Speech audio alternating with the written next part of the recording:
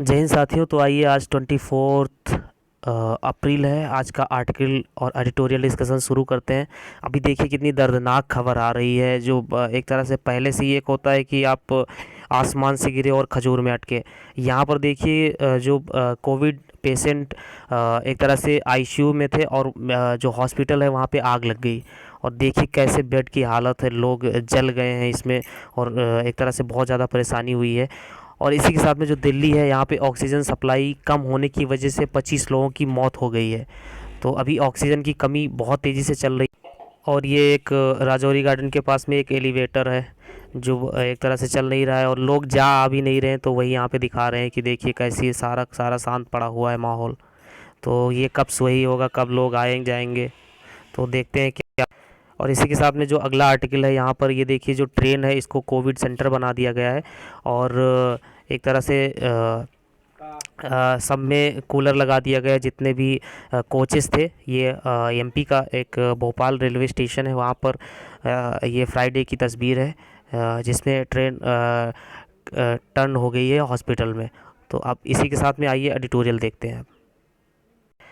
अब यहाँ पे जो पहला आर्टिकल है, इसमें जो महाराष्ट्र है, इंडिया में शुरुआत के दिनों में जितने भी केसेस आ रहे थे, और वो 50% केसेस अकेले महाराष्ट्र से आ रहे थे। इस समय भी महाराष्ट्र में ज़्यादा केसेस आ रहे हैं। और जो महाराष्ट्र है वहाँ पर बहुत ज़्यादा एक तरह से क्योस चल रहा है। जितने भी एक तरह से जो नॉर्थ एरिया के जो माइग्रेंट लेबर होते हैं वो भी भाग रहे हैं इधर उधर। बहुत ही ह्यू एंड क्राई है और लोग भाग रहे हैं, मर रहे हैं, लोग परेशान हैं। उसी के बारे में यहाँ पे आर्टिकल बताया जा रहा है कि जो 60,000 केसेस हैं वो अकेले एक एक दिन में आ रहे हैं। सिर्फ महाराष्ट्र से 60,000 एक एक दिन में केसेस आ रहे हैं। और यहाँ पे ऑक्सीजन की कमी है, वैक्सीन की कमी है, और लॉकडाउन बहुत ही गलत मैनर में लगाया जा रहा है, ऐसा इस आर्टिकल में बताया जा रहा है। जो 50% केसेस हैं वो यहीं से अकेले हैं। और ये एक तरह से इस क्योंकि स्टेट कोविड कोई बाउंड्री तो देखता नहीं, आप भले ही मुंबई छोड़ दें, आप जहाँ जाएंगे वहाँ पर लेके जाएंगे। तो यहाँ पे ये बताया जा रहा है। और यहाँ पे क्योंकि स्लम्स हैं धारावी के, और जितने भी, अगर वहाँ पर एक बार पिछली बार जैसे फैल रहा था, अगर इस बार भी फैला तो लोग एक तरह से बहुत ज़्यादा शिकार होंगे कोविड के। उसी के बारे में यहाँ पे बताया जा रहा है। और जो इलेक्शन कमीशन है वो बताया जा रहा है कि क्या रिस्ट्रिक्ट कर सकता है जो कैंपेन है, क्योंकि पब्लिक हेल्थ सबसे ऊपर रखा जाता है। तो उस सेंस में क्या एक तरह से कैंपेनिंग है उसको इलेक्शन कमीशन क्या रोक सकता है। तो उसी के बारे में ये आर्टिकल है। तो जो एक तरह से कलकत्ता हाई कोर्ट है, उनके जब एक तरह से उन्होंने जब टिप्पणी की कि आप कैसे इलेक्शन, इतना कोविड है देश में और इस तरह में कैंपेनिंग कैसे कर रहे हैं, और एक तरह से तब जाके रोक लगाया गया है। इलेक्शन कमीशन थोड़ा एक तरह से पावर अपना यूज़ करना शुरू किया है। और यहाँ पे बताया गया है कि सिर्फ 500 लोग अलाउ किए गए हैं, जो एक तरह से रैलीज़ में 500 लोग, वो भी सोशल डिस्टेंसिंग के साथ में। और जो एमसीसी है उसको पोल से 48 घंटा पहले नहीं, 72 घंटा पहले लगाया जाएगा कंपेनिंग को स्टॉप करने के लिए। तो यहाँ पे यही बताया जा रहा है कि 48 घंटा पहले, और जो पहले 48 घंटा था उसको 72 घंटा कर दिया गया। और इसी के साथ में यहाँ पे बीजेपी को क्रिटिसाइज़ कर रहे हैं, क्योंकि सभी ने अपना जो पैंडेमिक को देखते हुए जो कैंपेनिंग है उसको रोक दिया था, लेकिन बीजेपी ने एक तरह से जारी रखा था। तो उसी के बारे में यहाँ पे बताया जा रहा है कि तृणमूल और जितनी भी लेफ़्ट है, या और जितनी भी एक सेकुलर मोर्चा है और टीएमसी है, चाहे वो कांग्रेस हो, तो इसी के साथ में सभी ने बंद कर दिया था। लेकिन यहाँ पे बीजेपी है उसने नहीं बंद किया था। तो उसी के बारे में यहाँ पे बताया जा रहा था। यहाँ पे आशीष कुमार झा ने एक लिखा है, और यहाँ पे आर्टिकल है इंडिया कोविड क्राइसिस। ये डिफ़िकल्ट जो है वो वर्स हो गया है। कोई चीज़ होता है परेशानी होता है, लेकिन कोई होता है बहुत परेशानी होता है। तो ये इसी के बारे में यहाँ पे बताया जा रहा है कि 1 in 3, मतलब हर 3 में एक ग्लोबल लेवल पे जो कोविड है वो इंडिया में हो रहा है। और जो 3 लाख से ज़्यादा केसेस डेली आ रहे हैं, और ये बताया जा रहा है कि 10 लाख केसेस हो जाएंगे डेली, और 2000 से ज़्यादा केस एक तरह से डेथ होगी। और जो वेस्ट बंगाल है, वहाँ पे जो कह रहे हैं कि बहुत ज़्यादा रैलियाँ चल रही हैं, उसको रोक देना चाहिए था बहुत पहले ही, आज के 10-12 दिन पहले ही। कुंभ मेला जो चल रहा था, क्योंकि पिछली बार जो मरकज़ था निज़ामुद्दीन जो दरगाह है दिल्ली में, वहाँ पर जो मरकज़ बनी है, तो वहाँ पे दुनिया भर के जो मौलवी हैं और जो एक तरह से धर्म अनुयायी थे वो आए, तो उसको बहुत ही एक तरह से गलत वे में प्रेजेंट किया था इंडियन मीडिया ने भी, और एक तरह से कि ये मरकज़ सुपर स्प्रेडर थी। लेकिन यहाँ पे कुंभ मेला अलाउ कर दिया गया था, जिसमें जो नेपाल के जो फॉर्मर किंग थे वो भी आए थे, वो भी कोविड पॉजिटिव होकर इधर से गए हैं, और बहुत ज़्यादा साधु सन्यासी भी कोरोना पॉजिटिव हुए हैं। क्योंकि कोरोना ये कोई जाति धर्म बॉर्डर ये देखता नहीं, ये तो एक वायरस है, एक बीमारी है। बीमारी से आप कैसे क्या धर्म में बताएंगे कि हाँ मुस्लिम्स ज़्यादा फैलाते हैं, हिंदू कम फैलाते हैं, या ये यहाँ से आता है यहाँ से नहीं आता है।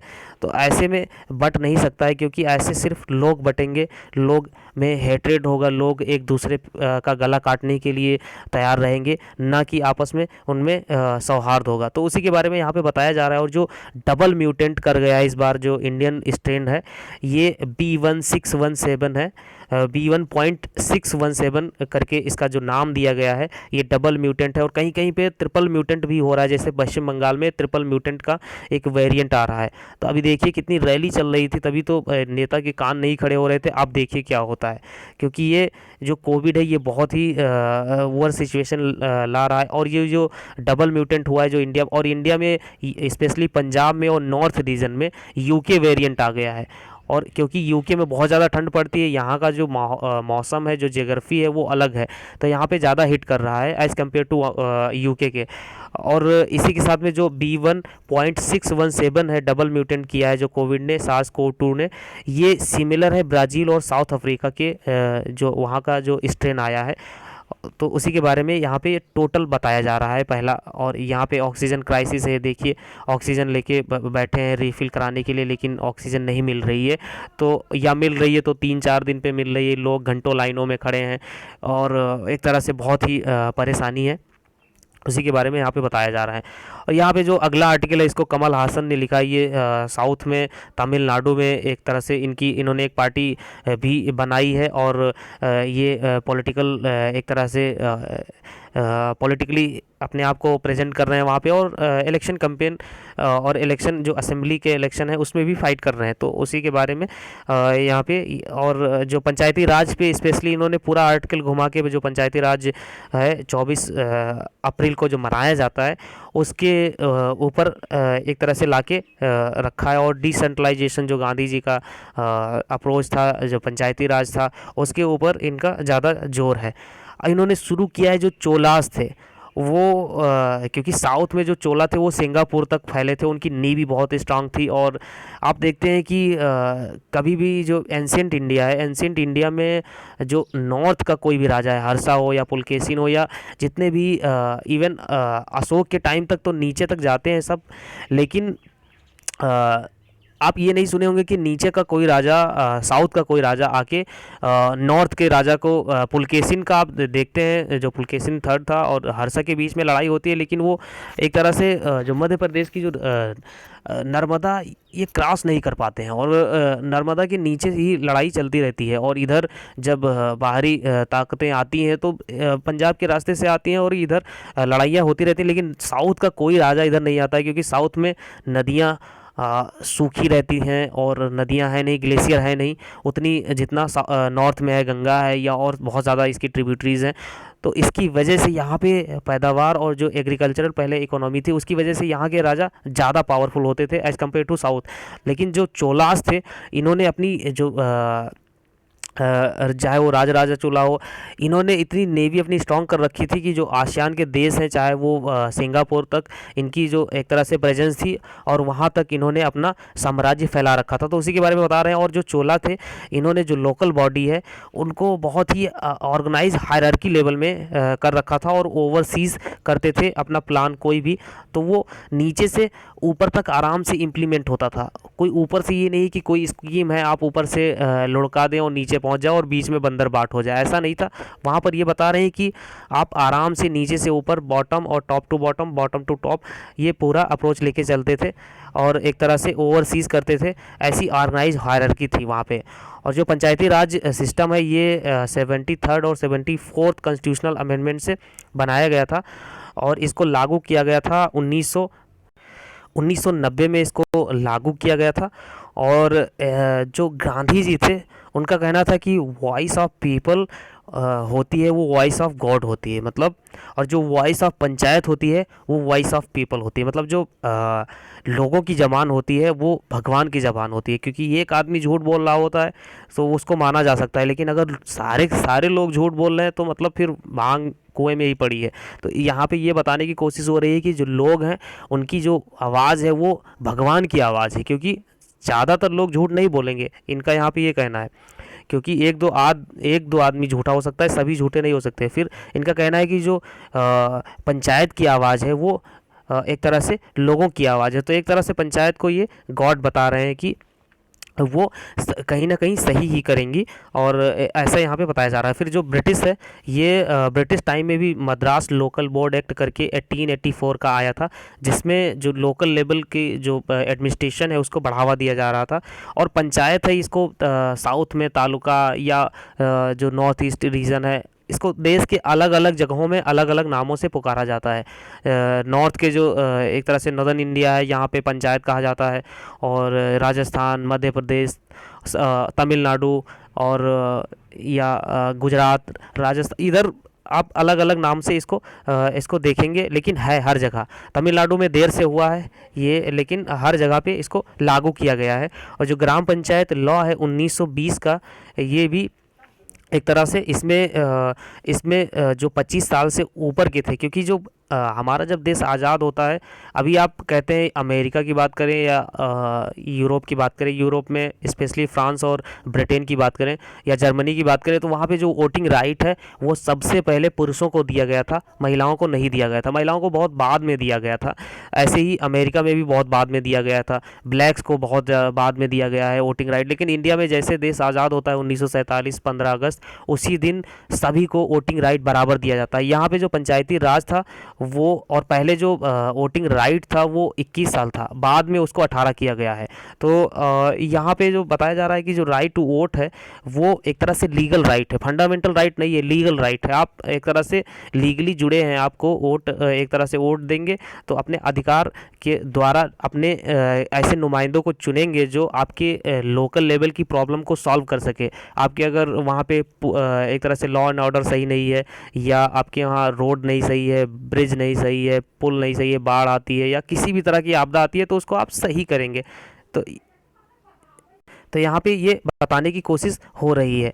और जो 1920 में 25 साल से जितने भी एज के ऊपर के थे उनको पंचायत में इलेक्शन देने का अधिकार दे दिया गया था। जो ग्राम पंचायत का कानून था, ग्राम पंचायत लॉज 1920 का। और इसमें जो पंचायत होती है 3 टायर सिस्टम में होती है, और इसी के साथ में जो वुमन होती हैं, वुमन का यहाँ पे रिजर्वेशन बहुत ही तेज़ी से और बहुत ही अच्छे से एक तरह से इम्प्लीमेंट किया गया है। क्योंकि जो लोकसभा, राज्यसभा या पूरी इवन पार्लियामेंट में 33% रिजर्वेशन वुमेन के लिए मांगी जा रही है बहुत दिनों से, लेकिन वो 33% अभी भी एक तरह से ये जो मोदी गवर्नमेंट है, चाहे वो फर्स्ट टेन्योर हो या सेकेंड हो, फर्स्ट में भी सबसे ज़्यादा थी अब तक, और जो 17 लोकसभा थी और जो इस समय जो 17 चल रही इसमें भी और 16 में भी, दोनों में सबसे ज़्यादा वुमेन का रिप्रेजेंटेशन रहा है। इससे पहले इतनी नहीं रही हैं जो महिला सांसद हैं। इसको जो एक तरह से बार बार जो वुमन फेमिनिस्ट हैं या और भी जो लोग हैं वो कह रहे हैं कि अगर पॉपुलेशन 50% है महिलाओं की, तो 50% रिप्रेजेंटेशन भी होना चाहिए, तभी जो महिला की आवाज़ है वो जाके पार्लियामेंट में उठेगी। अगर बहुत कम लोग रहेंगे तो कौन उनकी बातें करेगा। तो यहाँ पे बातें हो रही हैं, लेकिन कोई लागू नहीं करना चाहता है, क्योंकि यहाँ पे जो भारतीय समाज है वो पितृसत्तात्मक है। यहाँ पे घर है, घर में आप देखिए, अगर आप किसी भी चीज़ को अगर आप लागू, जैसे लाल बहादुर शास्त्री थे, वो अगर किसी भी चीज़ को, या गांधी जी थे, वो किसी चीज़ को लागू करना चाहते तो पहले घर से लागू करते थे। जैसे लाल बहादुर शास्त्री ने जब नारा दिया था सीमा पे जवान खेत में किसान, तो उस समय उन्होंने कहा था कि हम एक तरफ तो चाइना से हार चुके हैं, अभी पाकिस्तान भी अटैक कर रहा है तो उसको भी हराना है, लेकिन और हमारे पास में अन्न भी नहीं है। हम रसिया पे, अमेरिका पे डिपेंड है वहाँ पे। और एक तरह से हम लोग जो एक तरह से यूनाइटेड नेशन की सिक्योरिटी काउंसिल है वहाँ पर रसिया की एक दो बार साथ दे देते थे, जिसकी वजह से यूएस भड़क जाता था कि आप गेहूं तो हमसे मांगने आते हैं और साथ दे देते हैं रसिया का। तो ऐसा नहीं चलेगा, आपको साथ भी हमारा देना होगा तभी हम देंगे। और उसने एक तरह से देने से इनकार कर दिया था, तभी ग्रीन रिवॉल्यूशन आया। और यहाँ पर लेकिन उन्होंने हफ्ते में एक दिन व्रत रखने का पालन किया देशवासियों से। और उन्होंने कहा कि हम लोग ऐसा करेंगे कि जब तक हमारे पास में अन्न की डिपेंडेंसी जो है, दूसरे पर निर्भरता है, वो कम नहीं होगी, तब तक हम ऐसा करेंगे कि अपने अपने अपने घर से शुरू करेंगे। और इन्होंने सबसे पहले अपने घर में किया। जो पार्लियामेंट है वो बहुत बड़ी है, राष्ट्रपति भवन, और वहाँ अंदर इन्होंने खुद बैल चलाए, वहाँ पे अन्न उगाया और अपने घर में लागू किया कि हफ्ते में एक दिन हम लोग उपवास रखेंगे। और जब इन्होंने महीने तक ये प्रैक्टिस शुरू कर ली अपने घर में, देखा कि घर वाले इनके ठीक हैं, कोई दिक्कत नहीं है, तो उसके बाद में देशवासियों से अपील किया कि आप लोग भी ऐसा करें। और ऐसा मैंने अपने घर पे लागू करके करने के बाद आप लोगों से कहा है, तो लोग माने। और इंडिया अभी देखिए इतना कोविड सिचुएशन चल रहा है, 80 करोड़ लोगों को घर बैठे गवर्नमेंट खिलाने के लिए, एक तरह से उसको ज़्यादा कोई कुछ करना नहीं है, क्योंकि इतना गवर्नमेंट के पास में इतना अनाज है कि खिला सकते हैं। नहीं तो हो सकता था कि आज उस तरह की सिचुएशन होती तो लोग भूखे मर जाते। तो वो यहाँ पे वही बातें बताई जा रही हैं। और जो इसी के साथ में जो स्टेट इलेक्शन कमीशन होता है, तो इसलिए जो महिलाओं का रिजर्वेशन है वो बहुत ज़रूरी है। और ये जो पंचायती राज सिस्टम है यहाँ पे ये लागू है, क्योंकि जब जो पंचायती राज में इलेक्शन होता है तो जो कैंडिडेट होता है वो महिला ही होती है। भले ही उसका जो पति होता है वो बैक करता है, काम उस वही करता है ज़्यादातर, लेकिन जो रिप्रेजेंटेशन है, जो नाम है, या उसका जो एक तरह से जो स्टेटस है वो मिलता है, उसको नाम दिया जाता है, जिससे उसको एक तरह से एक जो उसकी मर्यादा है, गरिमा है, वो बढ़ती है। और महिला भी अपने आप को ऐसा मानती है कि मैं भी कुछ हूँ, क्योंकि लोग ज़्यादातर पितृसत्तात्मक समाज में महिलाओं को आगे बढ़ने नहीं देना चाहते हैं। लोग उनकी पैर खींचते हैं और चाहते हैं कि ये एक तरह से घर की चार दीवारी में ही बंद रहे और एक तरह से हर तरह की शोषण करते हैं। तो वो यहाँ पे बताया जा रहा है। और जो पंचायती राज सिस्टम है, इसका जो एक तरह से इलेक्शन होता है वो स्टेट इलेक्शन कमीशन कराता है। और यहाँ पे अब ये स्पेसिफिक जा रहे हैं तमिलनाडु के, और क्योंकि वहीं से आते भी हैं। और ये एक तरह से एक्टर भी हैं कमल हसन, आपने इनकी मूवी भी देखी होगी। और जो यहाँ पे बता रहे हैं कि 1996 से 25 साल से लेकर तमिलनाडु में एक तरह से हर 5 साल पे इलेक्शन होते रहे हैं लोकल बॉडी के। लेकिन अभी क्या हुआ है, जो असेंबली का इलेक्शन था उस समय जो AIADMK है उसने यहाँ पे होल्ड ही नहीं कराया लोकल बॉडी का इलेक्शन। PRS का जो होता है पंचायती राज सिस्टम का होता है। और लास्ट में ये बता रहे हैं कि जो आज पंचायती राज डे है, और जो गांधी जी का है कि ये पीपल की जो आवाज़ है वो पंचायत में रहती है, तो इसको सुना जाना चाहिए। उसी के बारे में यहाँ पे बताया जा रहा था। और जो नेक्स्ट आर्टिकल है वो भी ग्राउंड रिपोर्टिंग है, और एक तरह से ग्राउंड जीरो है जो हर सैटरडे को आता है। और यहाँ पे कुछ ज़्यादा है नहीं, वेस्ट बंगाल से रिलेटेड चीज़ें हैं। और यहाँ पर एक तरह से वेस्ट बंगाल का एक पर्टिकुलर एरिया है जो साउथ सदर्न मोस्ट है, घोरमारा नाम की एक जगह है। तो वहाँ पे जो साइक्लोन अम्फन था, अभी आपने सुना होगा कुछ महीनों पहले, जो साइक्लोन अम्फन था उससे बहुत ज़्यादा हिट हुए हैं यहाँ के लोग। और यहाँ पर एक आसिमा गिरी हैं, ये कह रहे हैं कि मुझे जो TMC गवर्नमेंट है उससे रिलीफ के तौर पे 20,000 रुपये मिले, जो एक तरह से कुछ हद तक मरहम का काम किए। और इसी के साथ में और भी जो प्रेजेंट गवर्नमेंट है इसका जो योजना चल रही है तृणमूल कांग्रेस का, उसी के बारे में यहाँ पे बताया जा रहा है। और यहाँ पे जो TMC वर्कर हैं वो दीदी को एक तरह से डॉटर मानते हैं वेस्ट बंगाल में। और इसी के साथ में जो नरेंद्र मोदी जी हैं उन्होंने कैंपेनिंग के ज़रिए जो आसोल परिवर्तन मतलब होता है जो वेस्ट बंगाल में बंगाली में कहा जाता है, इसको रियल चेंज कहते हैं। तो ये वहाँ पे आसोल परिवर्तन का नारा दे रहे थे। और इसी के साथ में जो संयुक्त मोर्चा है जिसमें लेफ्ट कांग्रेस और आईएसएफ है, जो इंडियन सेकुलर फ्रंट है, ये सब मिलके लड़ रहे हैं, तो वो भी अपना अपना कैंपेन कर रहे हैं। तो उसी के बारे में यहाँ पे ग्राउंड रिपोर्टिंग क्या है, क्या हो रहा है वहाँ पे, उसी के बारे में यहाँ पे कवरेज किया गया है। जो नंदीग्राम है, जो शुभेंद्र अधिकारी हैं, जो पहले ममता के एक तरह से साथ में बहुत अच्छे से थे, अभी बीजेपी में शामिल हो गए हैं और वहाँ नंदीग्राम से लड़ रहे हैं। तो उसके बारे में बताया जा रहा है कि वहाँ पे हिंसा हुई है और वहाँ पे पहले भी कई बार हिंसा हो चुकी है। इसी के साथ में अभी इलेक्शन ड्यूरेशन में 20 लोगों की जान चली गई है, जब एक तरह से जो MCC model code of conduct लगा हुआ था उस समय भी ऐसा हुआ है।